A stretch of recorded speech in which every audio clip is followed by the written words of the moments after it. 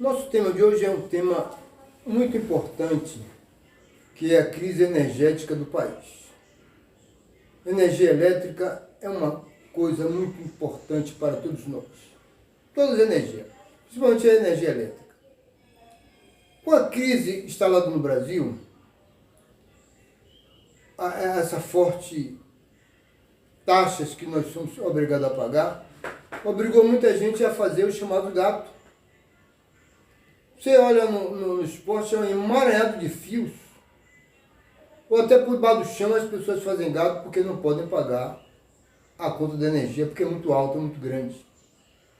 Olha, no passado que não é muito remoto, a energia era artigo de luxo.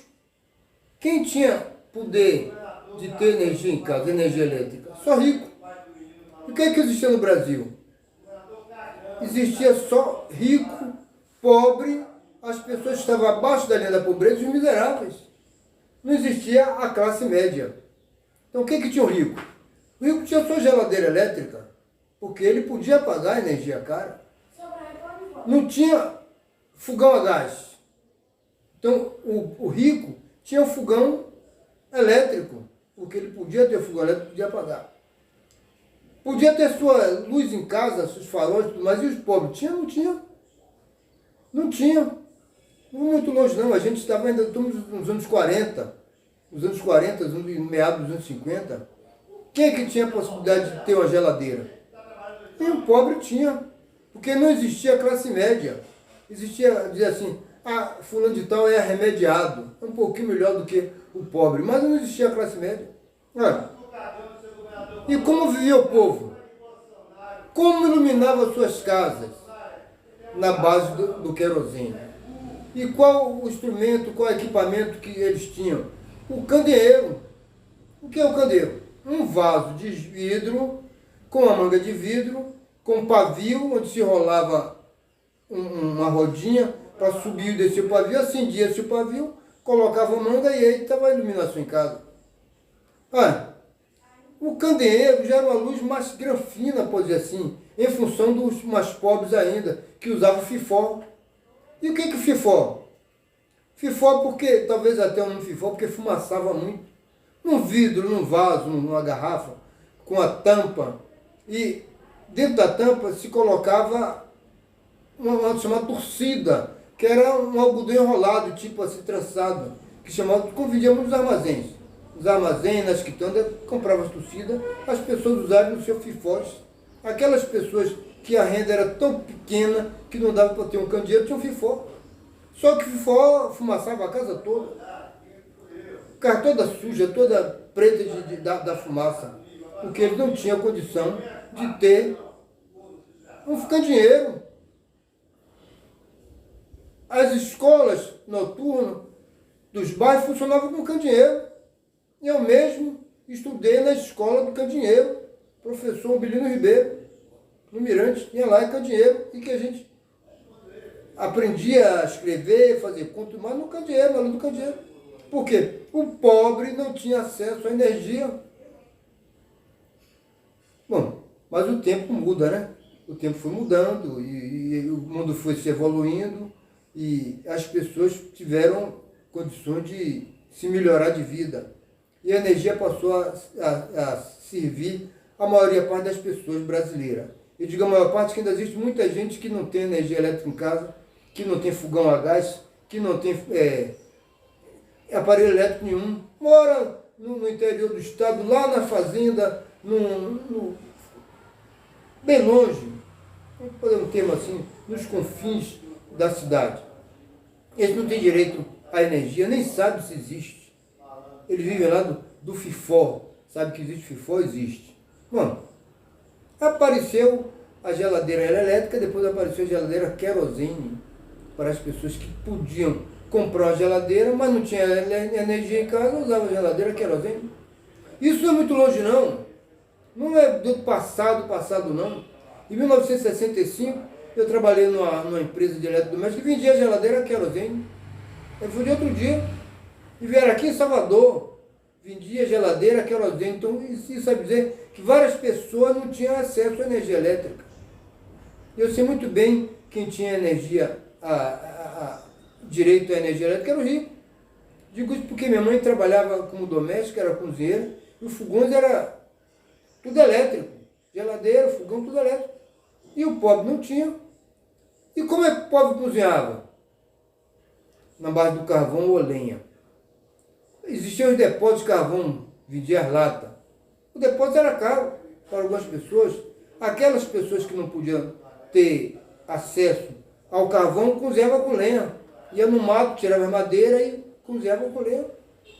Até muito tempo depois, até as padarias daqui de Salvador, os fornos funcionavam com madeira, com lenha, porque a energia também era cara, o custo operacional da energia era caro, então eles usavam a energia de lenha, cozinhar, aquecer os fornos, de fazer pão, de assar o pão com lenha, e durante muito tempo. Então lá em casa minha avó dizia sempre assim: pano para maio e lenha para abril. Por que isso que ela dizia assim? Porque maio é um mês que faz muito frio. E abril é um mês que chove muito em Salvador.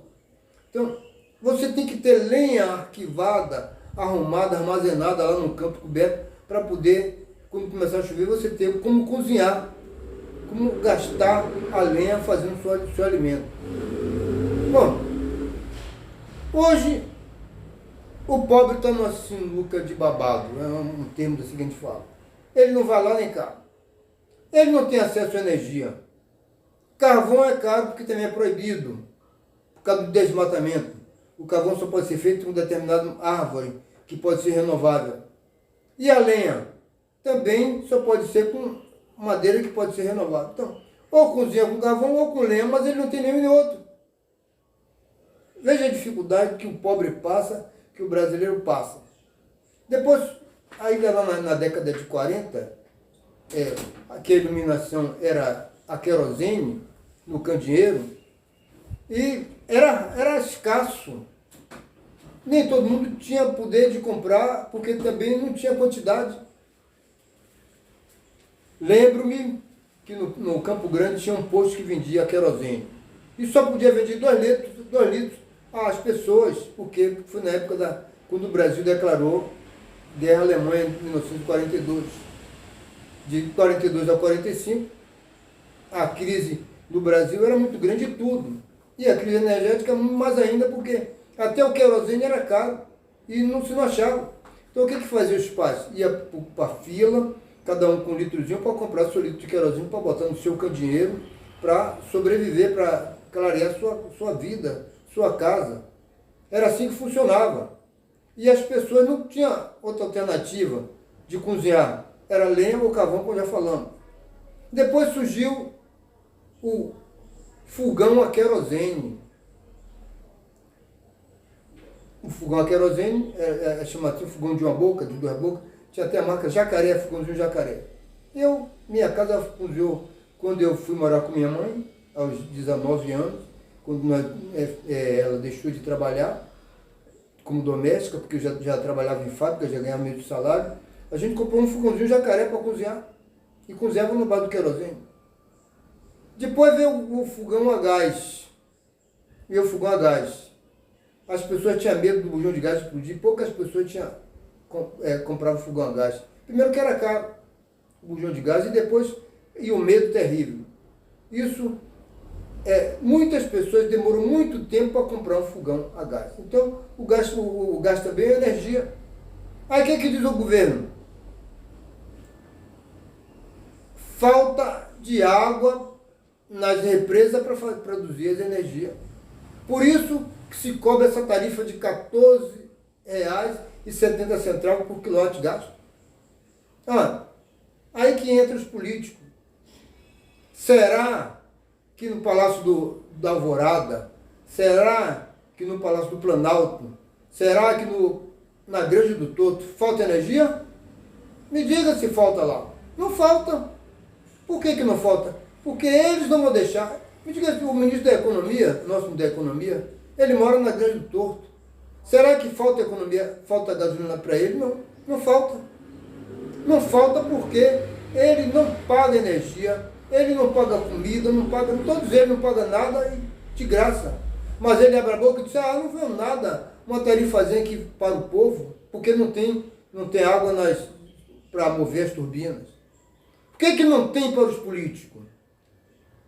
Vou dizer ainda, será que falta energia no Palácio do Itamaraty?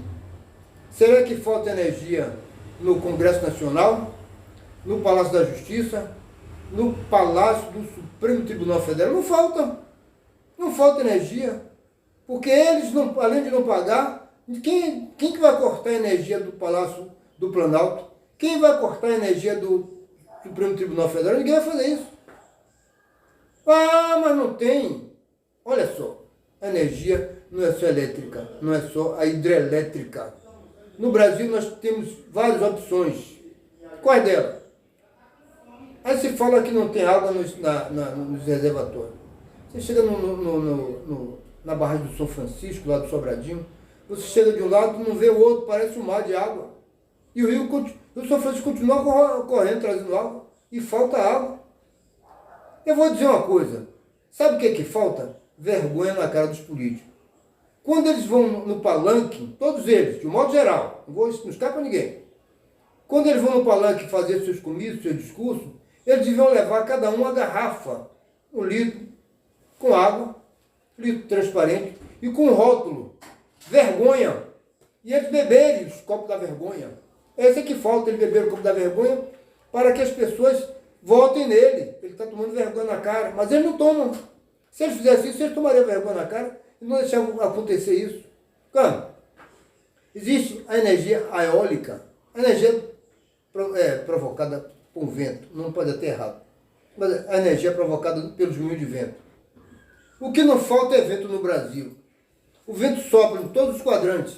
Sopra no quadrante sul, leste-oeste, no leste, no nordeste, no nordeste, no norte, no noroeste, no oeste, no sudeste. Vento é que não falta. Não. Até que isso lembra uma das nossas dirigentes, nossa presidenta, uma das nossas presidentes. Ela no discurso da ONU diz que nós não temos ainda tecnologia para armazenar vento. Isso é nas redes sociais. Verdade ou mentira, isso é nas redes sociais. Armazenar vento foi motivo para chacota. Isso é o discurso na ONU. Então como é que você vai comprar vento? Me dê 1 metro cúbico de vento, tirar... Isso foi palavra da nossa presidente. Armazenar vento. O vento está aí à vontade para produzir energia. Falta vontade dos políticos construir usinas para mover através dos moinhos de vento. Isso é que falta. É aquela vergonha que eu falei, que ele devia tomar nos palanques. É para ver essas coisas. Temos a energia solar. O Brasil é um país tropical. Tem sol o ano todo, em todas as regiões do Brasil. Por que não produzir energia solar? Por que não? A energia solar está aí para ser produzida. Mas, como eu disse, eles não têm nenhum interesse, o povo que se lixe. Eles querem viver a vida deles tranquila. Então tem as termoelétricas, mas é movida a óleo, diesel, a óleo. E não tem óleo diesel, porque é caro. Por que o óleo diesel é caro? Aí que vem a ideia dos políticos. Porque os políticos brasileiros, muitos deles, não vou dizer nome, a noticiário está aí dizendo, roubaram, assaltaram a Petrobras, enconchavam com as grandes empreiteiras, a Oeste, a Norberto Odebrecht, fizeram contratos com valores superfaturados para sobrar dinheiro, para poder as empresas dar de propina a esse pessoal. Mas é mentira. Os fatos por si se dizem. Um ministro que foi condenado, que foi preso, foi condenado, que depois ele assinou uma delação premiada, o que aconteceu? Ele devolveu 100 milhões de reais. 100 milhões de reais. Imagine quanto ele surrupiou e quantos outros surrupiaram. E muitos deles foram soltos. Delação premiada, foi solto. Outros foram presos e foram soltos. E inocentados. Esse aqui é o fato. O político foi condenado a 13, 14, 15 anos e foi inocentado. Ele não fez nada. Não roubou um centavo do país, nenhum deles. Mas, se a gente vê lá, houve um processo lá dos anões do orçamento. Roubaram como roubou o dinheiro da nação. Depois veio o problema do mensalão. Depois veio o problema do petrolão. E a Petrobras ficou falida. Foi uma massa falida. Porque roubaram, não foram milhões, foram bilhões de reais. Foram bilhões de reais. Por isso que a Petrobras não pode ceder, ajudar na energia das termoelétricas ou também no bujão de gás. O gás liquefeito também produz energia.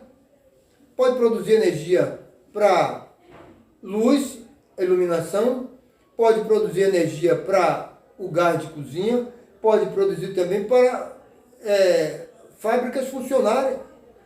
Mas por que não tem o gás de cozinha? Exatamente porque os políticos meteram a mão no dinheiro da Petrobras. E hoje você paga por um bujão de gás, tem lugares que paga R$130.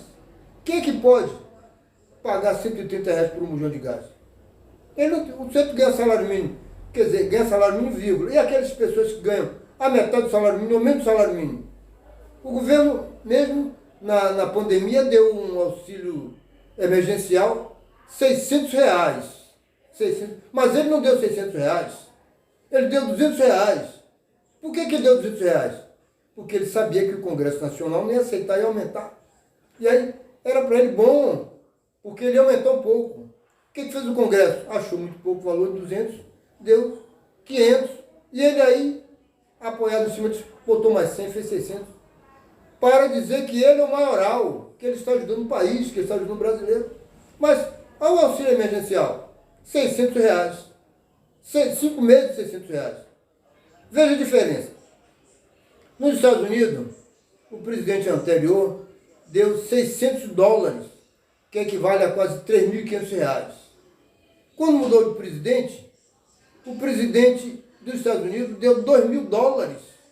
$2.000, que equivale a R$11.000. Lá eles podem sobreviver, nós podemos viver.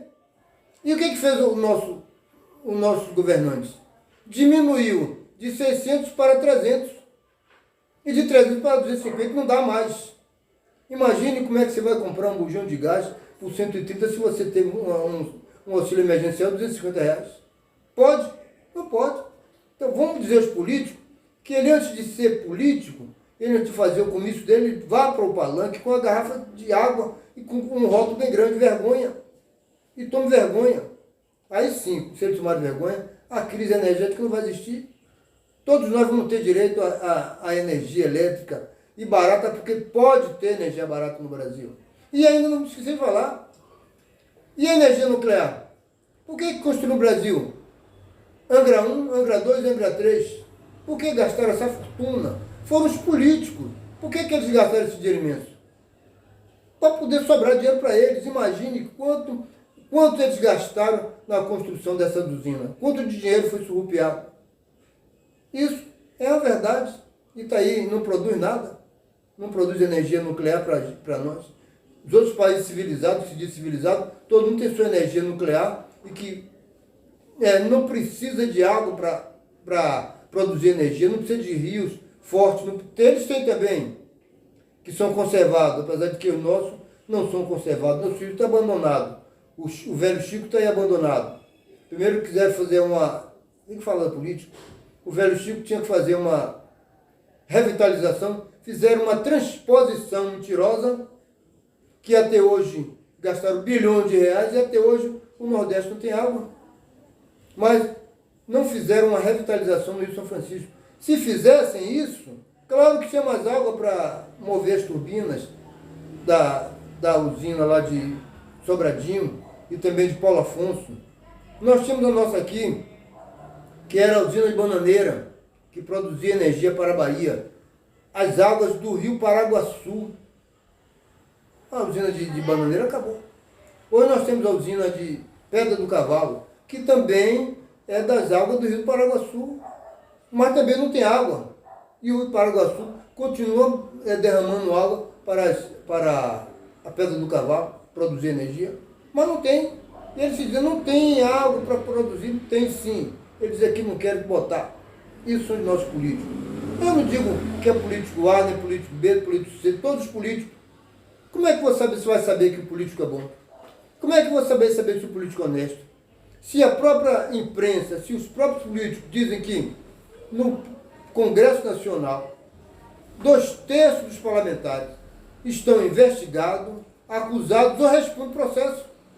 Como é que você sabe que o político vai defender lá para poder você ter acesso à energia? Não vai. Aí eles ficam botando água quente, botando panos quentes. Por isso, a energia no Brasil continuará sendo assim. O pobre continua sendo pobre e o rico continua sendo rico. Nós temos agora a chamada classe média, mas não vamos ter essa classe média por muito tempo. Com o andar da carruagem vai ser todo mundo pobre novamente. Vamos voltar aos anos 40. Os anos 30, os anos 40, vamos voltar ainda aquela pessoal. Porque já é assim. São 14 milhões de desempregados no país. 14 milhões. Isso pelas contas da imprensa, 14 milhões. Mas nós sabemos que é mais. As pessoas moram debaixo das pontes, moram debaixo dos viadutos, porque não tem onde morar. Enquanto que os grandes políticos têm 2, 3 casas enormes, fazendo em qualquer lugar. Faltou. O político foi pegado em flagrante com 51 milhões em caixa de papelões no seu apartamento. Foi preso, condenado. O cara foi preso, foi condenado. Depois acharam que ele tinha que ser prisão domiciliar, com a tornozeleira na perna. Solta o cara. Porque ele... Depois ele está doente. Precisa voltar para casa para cumprir a quarentena da doença, da pandemia, em casa. Depois simplesmente soltaram o cara. O cara está solto. O que esse cara vai fazer pelo brasileiro? Se ele sabe que a impunidade está aí, ele não vai fazer nunca nada.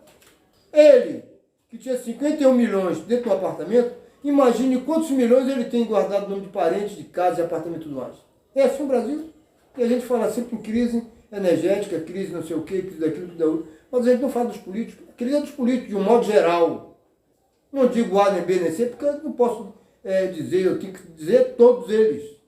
Aqueles que foram pegados em flagrante, aqueles que roubaram, aqueles que defenderam, aqueles que foram inocentados, tudo isso está no meio.